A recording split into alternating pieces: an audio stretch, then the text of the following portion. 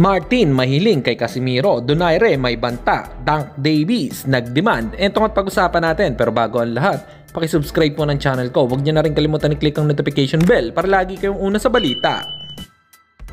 Pag-usapan nga po natin mga kaboxing, nagdemand po si Gervonta Tank Davies ng 3 sports car na Ferrari bago niya labanan si Devin Haney sa Saudi Arabia dahil di umano hindi niya makukuha ang panalo via decision kontra kay Devin Haney dahil pabor daw ito kay Haney.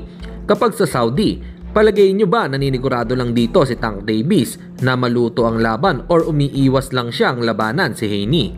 Para sa inyo mga kaboxing, ano po opinion nyo rito? Comment lang kayo sa ibaba. Samantalang nagbabala naman ang ating kababayan na si Nonito Donaire Jr. kay Japanese monster Naoya Inoue sa pag-akyat nito ng featherweight division. Kung napapa-knockdown daw nito ang kalaban niya sa 118 at 120 sa isang body shot sa featherweight ay hindi nito basta-basta magagawa. Ang tanging magagawa lang daw nito ay ang bilis nito at estilo sa pakikipaglaban dahil mawawala daw ang lakas nito. Sangayon ba kayo mga kaboxing sa sinabi ni Nonito Donaire Jr. kay Japanese monster Naoya Inoue? Comment lang kayo sa ibaba. At sa kabilang balita naman tayo mga kaboxing, puspusan na nga po ang pag-iensayo ng ating future champion na si Carl James Martin.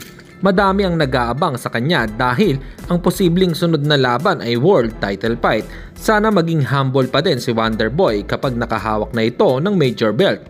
Para hindi sabihan ng mga Pinoy boxing fans na lumaki ang ulo nito porke nakahawak na ng titulo. At sa story nga nito, sa post niya dito, ay kasama si Janrel Cuatro Alas Casimiro na may caption na, "Unlock muna tayo, wag na tayo magtampuhan, please." Hanggang dito na lang muna ang ating balita. Dito na lang ang aking boxing news report. Babu!